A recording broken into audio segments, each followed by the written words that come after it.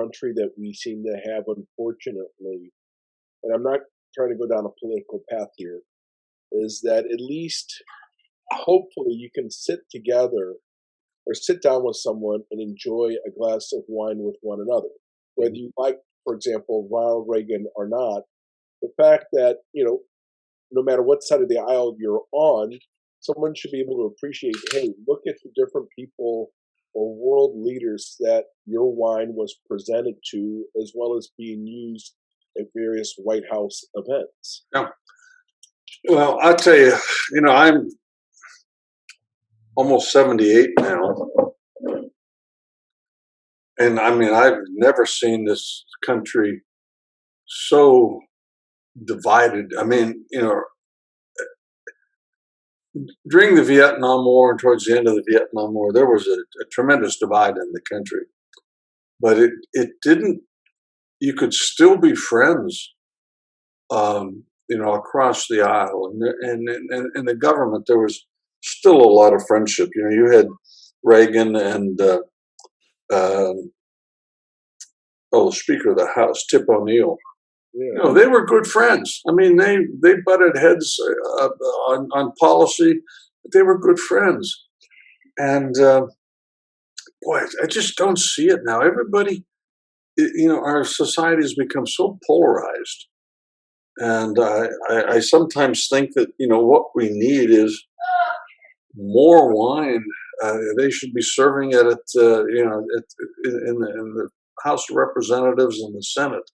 It might make things go a little easier. I tend to agree. I mean, at least then you can find some common ground about what you enjoy in the wine. Forget the differences. It's a little bit more enjoyable. I remember those Dean Martin roasts where you had Goldwater and Humphrey on the dais together roasting Jimmy Stewart or Dean Martin. You never see that today. No, it wouldn't happen, and that's really a shame. I mean, we've just you got to it's either my way or the highway. On both sides, and it's it was funny. Somebody came up to me at the winery, and I forget exactly what I had said. Something that was to me just innocuous, and this lady said, "Well, I'm offended by that." And I said, "Well, I'm offended that you're offended by that. So we're even. Come on. Have another glass of wine and come back. We'll talk." But I really think that wine is the most social of the alcoholic beverages, and it makes life a little easier. It makes food a little better. It makes mother-in-laws a little bit more palatable. Yeah. Oh, not all. Here's a fun question for you. Are you much of a here's the background for the question. Are you much of a science fiction fan? Are you familiar with whether it be Doctor Who, for example, or okay? So you're able to time travel, Mm-hmm. and you can do a vertical of any wine you want, as many vintages, and because you have a time machine, you can eliminate the age factor and sample them all side by side with the same amount of age. Ooh, yeah, wouldn't that be fun? yeah. Now, what would be, in addition to an Eberle? So here, I guess it's a two-part question. Which of your wines would you do of yours, and what wine would you like to do? It could be anything you want. And with who? Well, I have three wines. Okay. That I made that I am just so proud of, and all three of them still drinking very, very well. One was my 78 Estrella. That was a very good bottle of wine, and I still have about 6 bottles of it. And about every 2 years, I crack one open, and when I have some old friends over, and we've never had a bad one. The 2007 Eberle. And I've always said that was the best wine that our winery had ever made. But right now I'm having a real thought. The 2018 that we were essentially out of. That wine has developed much better in the bottle than I had anticipated, and that's a neat wine. But other people's. I'll tell you a guy that I think has made great Cabernets over the decades, starting off at Camus, but that's Randy Dunn. Dunn Vineyards up in Napa on Howe Mountain. I've been a real fan of Randy's wines for 40 years. He's just been and he's almost a hermit. I mean, he deserves to be more out there, but I think he's very happy in his skin, and I think because he doesn't go out and really seek the limelight, certainly as much as I do and a lot of other guys, he gets overlooked, but he makes great wine, great Cabernets. And Dick Arrowwood too. There's another guy that. But done vertical is kind of what you'd want to do. Yeah, a done vertical would be great. And if we're time traveling, I want to do it with Ben Franklin and Tom Jefferson. That would be interesting. That would be fun, wouldn't it? Thomas Jefferson, because he at the time, although he was drinking a lot of ports and Madeiras, but he knew his wines. And Franklin, just because I think he would be a hoot. I think he would be sort of the Randall Graham in the group. I can't imagine it. He's 75 years old and he's a ladies' man? Man, I tell you, my hat goes off to you, Ben. And you're both Pennsylvania guys. Yeah, true.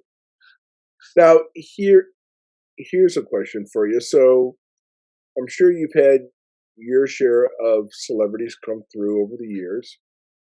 Who would you say has the best palate that has impressed you? Oh boy. If you can, I would love to hear a name. Michel Richard, one of the great chefs. He just recently passed. He had a remarkable palate. Wayne Rogers. Wayne Rogers was very, very good. Of MASH fame. Yeah. Mm-hmm. I've had a lot of celebrity chefs over the years that have come through, and they really, some of them really know their stuff when it comes to wine. I mean, I'm not talking food. Susan Spicer down in New Orleans, Bayona. She had a good palate. But real celebrities, I found that most of the people that you would think about as celebrities enjoyed wine. They liked wine, but they didn't quite, like I said, I'm going to sit down with Thomas Jefferson and see if, that's the guy.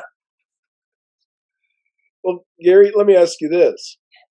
How can people order your wine online, and how can they follow it?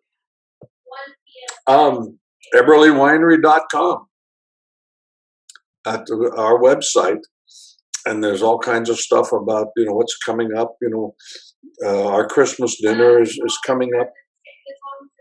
We do a black tie dinner every year, both for Christmas and for Valentine's Day down in the caves. Dining room, down in the caves. December, the girls, there's a 13-foot tree down at the end of the dining room, and they really decorate it. The whole place is done, and we get a lot of. Everybody's in tuxedos. Yeah. And I think it's because the women insist on it, because it gives them a chance to dress up, and because we've got more Naval Air Station where you got all those guys flying F-18s and stuff. And we'll get 3-4 couples, and the guys come over in their dress blues, and they look spectacular, and their wives, and it's a real fun thing. But all of the special events, all the things that we're doing are and how to get Eberle wine. We only market in 28 states and 3 countries in Europe. Everyone thinks we're a big winery. We don't even have enough wine to sell in all the markets. But we have a lot of fun, and we will get you wine, particularly in the states where we don't market or don't sell wine.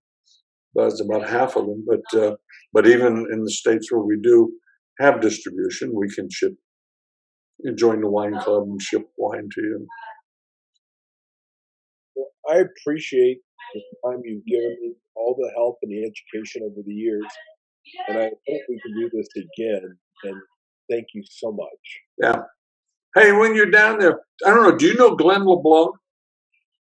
No. Okay, he's the head of our distribution, and he lives in Metairie, and he was one of my students when I was at LSU. He was one of because I was a graduate assistant. I was teaching,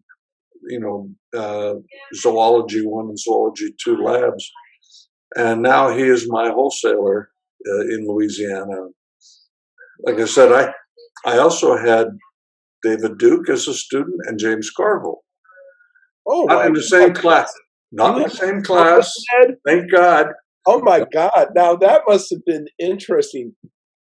Yeah, I'll tell you what. They were both of them were super intelligent. James was a little bit more right up front. David was a little twisted. But again, he was always prepared for class. I mean, he was an A student. But no, like I said, but if you ever run into a Glenn LeBlanc, tell him that I said hello. So do that. The next time we talk, I'm going to have to ask you some James Carville stories. Oh, okay. We got to do this again. You have way too many stories to not share. I mean, every time we talk, I mean, people talk about the onion and the peeling the layers. I mean, you really do have those layers and the stories. It's not onion. It's Crisco. I peel Crisco. Too many good wine dinners. Oh man, I'll tell you, they call me the fat of the land. But thank you again, and I really appreciate it. I'm Ray here with Mr. Gary Eberle from Eberle Winery. Don't forget to hunt a dream, and here's to living the wild wine life. Good night, Ray.